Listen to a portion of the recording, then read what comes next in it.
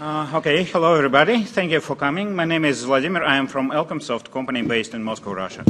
Unfortunately, we are very limited in time, so we will have to go fast.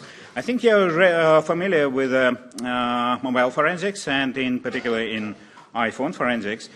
This time we are going to speak about what kind of data can be extracted from Apple Watch. There are basically three main methods of extracting the acquisition of the data from the mobile devices: physical, logical, and cloud. But for the Apple Watch, there are some differences.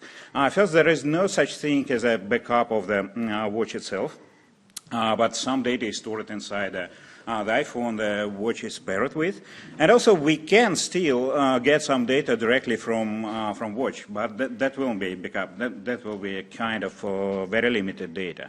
And also we can get some data from the cloud, and I wouldn't say some, actually a lot. Because the watch thinks the data it collects to the iPhone it paired with, and if the iPhone is connected to the cloud and connected to the Apple account, a lot of data goes from there to the cloud.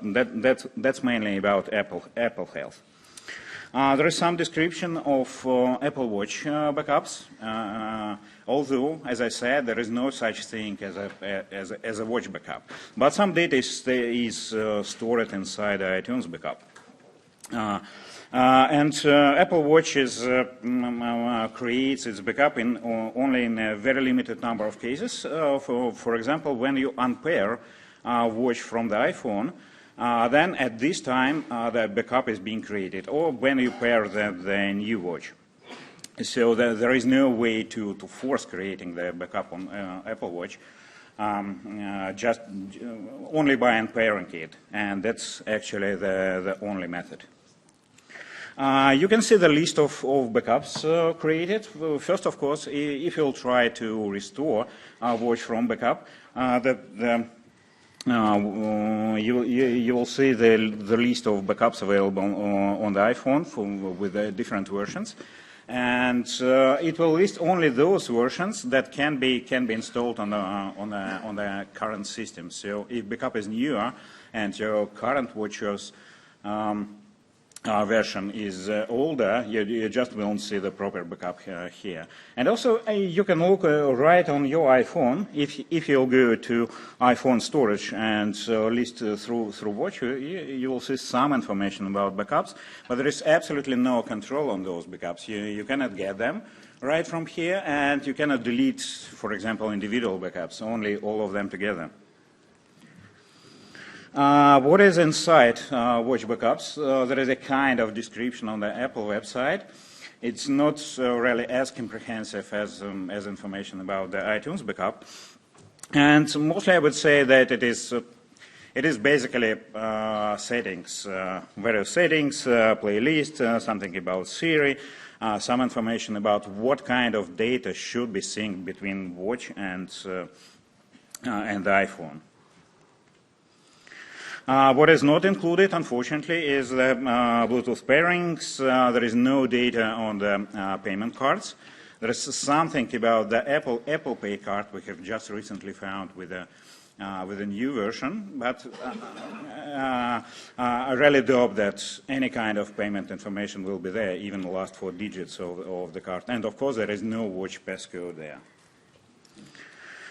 So how to create the backup? As I said, you can unpair the watch from the iPhone, and at that time the backup will be created inside a iPhone file system, and then you just normally create through the iTunes the backup. And also, please pay attention that you have to create an encrypted phone backups. There is extremely huge difference between encrypted and non-encrypted backups. The content is actually not the same, and it is not only about the encryption, but also about the data stored there. Okay, we'll continue. Yeah. So, what can you find exactly in an iOS backup about the Apple Watch? So first, you have to go through the backup that was created and search for a folder called deviceregistry.state. Inside this folder, you will find different files. The most interesting ones are history-secure-properties.plist. Here you can find information about Wi-Fi MAC address and Bluetooth MAC address of the Apple Watch, plus the serial number and the UDID of the paired Apple Watch. Another really interesting file is the state machine. The state machine will tell you the pairing timestamp, so the exact point in time in which the watch was paired with your iPhone, including the watchOS version that was installed at the time of pairing. This is the state machine. In the active state machine file, you can get an additional information, so the actually installed watchOS version. So here you can start building your timeline of usage of the Apple Watch paired with the iPhone, because you have the pair timestamping Apple Cocoa Core data. Then, once you have analyzed the device registry.state folder, you can go into the device registry folder, and here you have actually the backup of your Apple Watch. The structure of this folder is quite simple. It's full of interesting plist and SQLite databases. I will highlight some of them. The first and most interesting probably folder is the applications folder.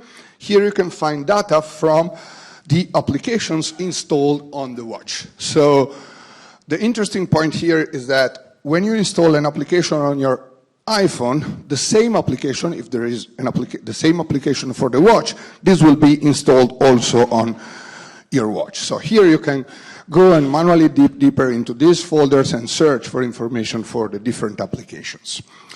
Regarding native applications, a couple of examples about native application.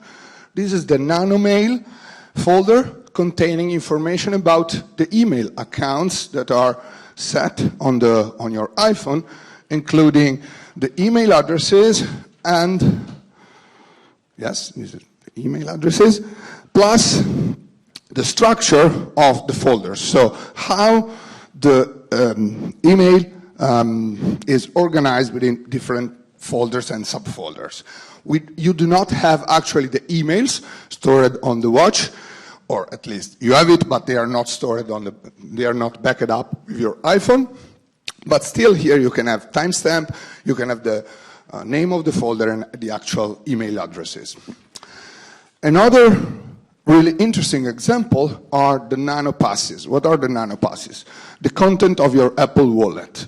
So in your Apple Wallet you can have, for example, your booking or your flight ticket or whatever. If you go into this database, you can find different information. This is, for example, a reservation of an hotel I made in Amsterdam. You have some information here, quite easily to be read in the SQLite database, but there is also an embedded plist file, and this embedded plist file, it's a binary plist file. If you convert it, or just open with a plist viewer, you will get all the information about the passes, the information about your wallet data. So it's a lot of information here. You have timestamps, you have prices, you have name, you have addresses. In an Apple backup, in an Apple Watch backup, oh no, it's you. In an Apple Watch backup, you can also have health data. Okay. Yeah, health data is probably the most interesting and most useful for investigation and for recovery of the GPS locations, of the heart rate, of number of steps, and so on. Of course, as I said, you can extract everything from the cloud. Of course, if the watch is synced with iPhone, which it usually is, if it is being synced but not in the range, then the data for some time will be cached on the watch, and when it goes to the range of the iPhone by Bluetooth, everything is being synced and almost immediately uploaded to the cloud. And yes, it is a way to download from the cloud. There is an article on Apple website describing how the data is protected in the cloud.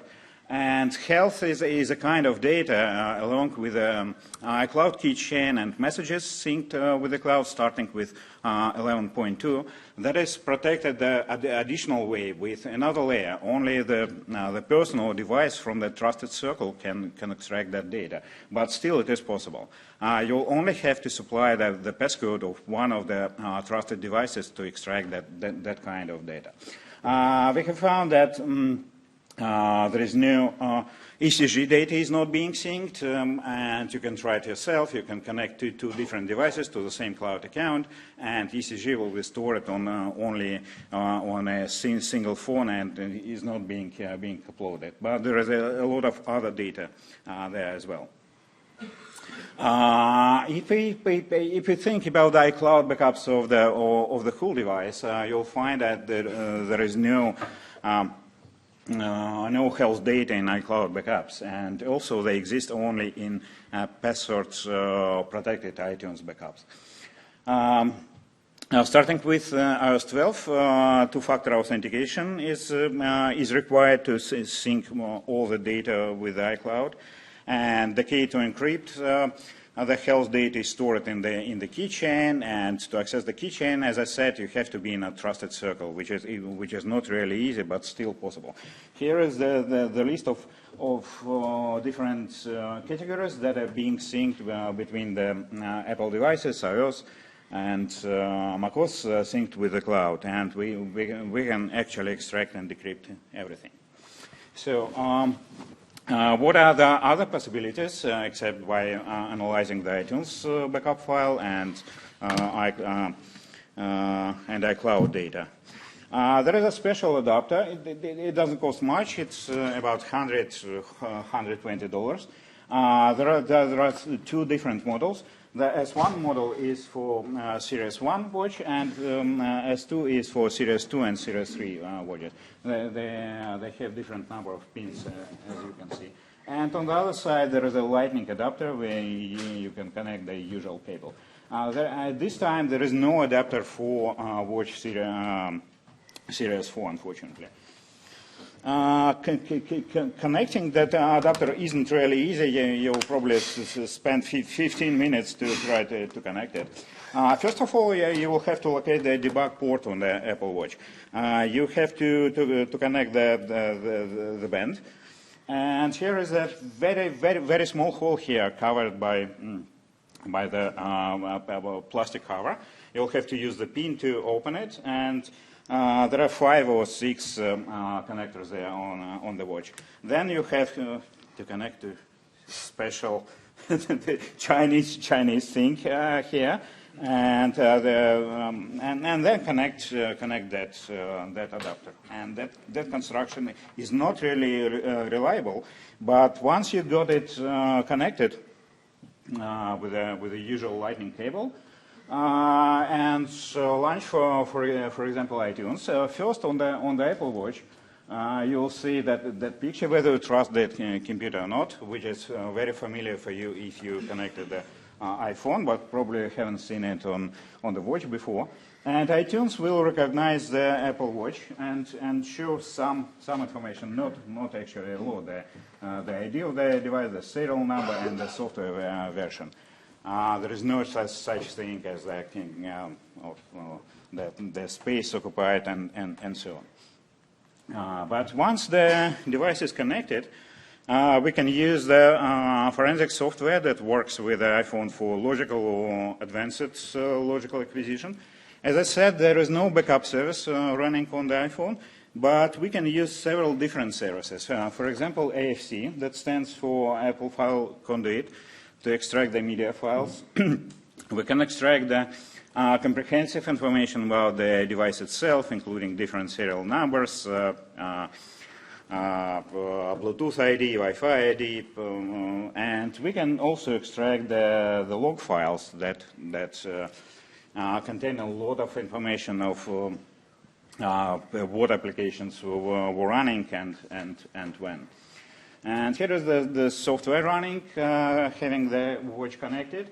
we can see some basic information here, and first thing we have done, we have extracted the device info. Mattia will talk about that later, and the list of applications installed.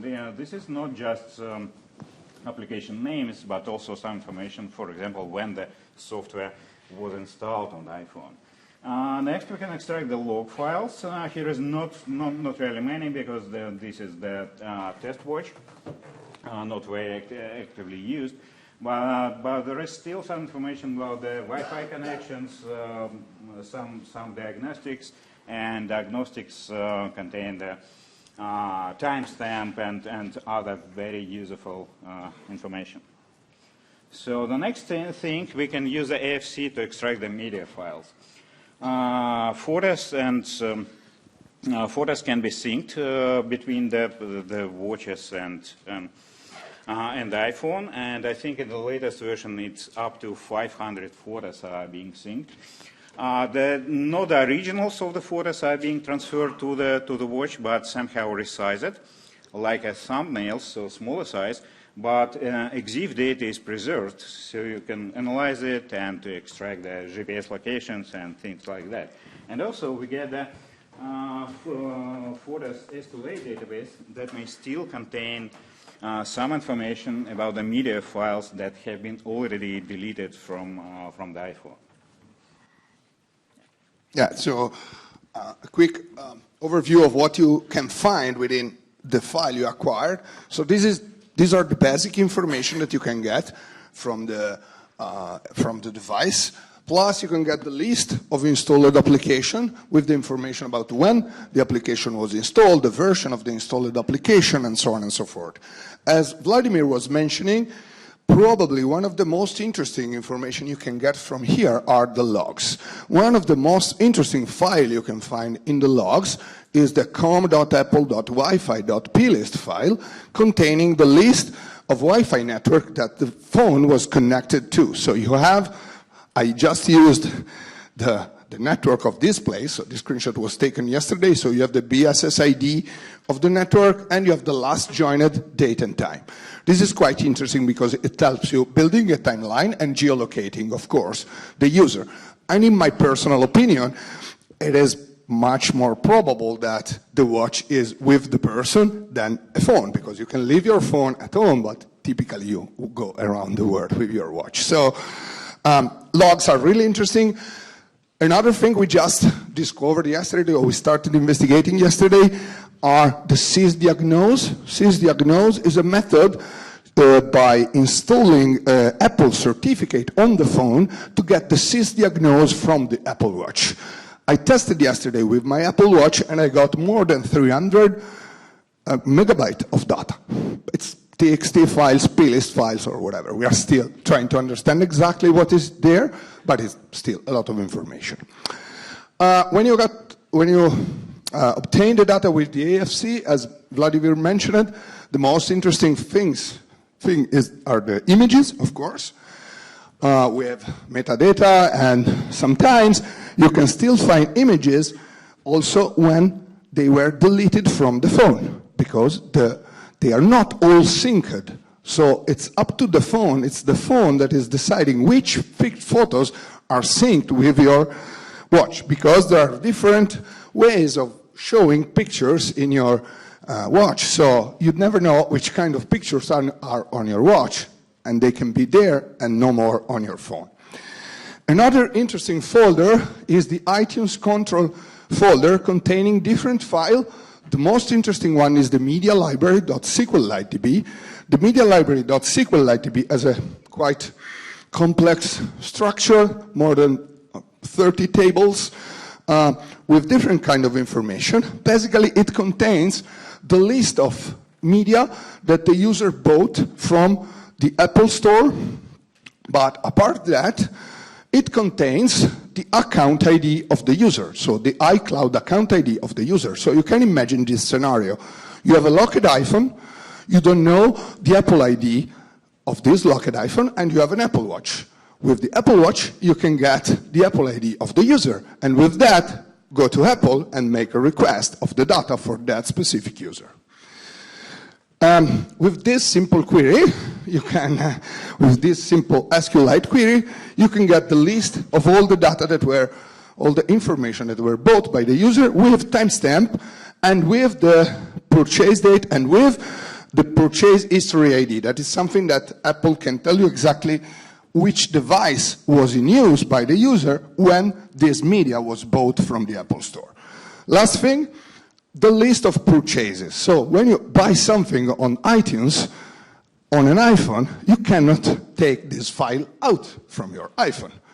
So this is not for forensics. If you buy your data, if you buy something on Apple Store, and this is synced on your Apple Watch, you can actually download the MP3 files on your computer. Last point, it's interesting, and last slide, manual acquisition. So manual acquisition, I mean going through the application manually and look at the content of this application. The most interesting thing we found is that when you delete a message, an SMS or an iMessage on your phone, the deletion is not propagated on the watch. So when you delete something on the phone, a message on the phone, the deletion is not propagated. The message is preserved for 30 days, no matter what it is deleted or not on the iPhone. Okay, so you can still find deleted message on the watch that are no more on the phone. 21 minutes and 20 seconds. Thank you. Thank you.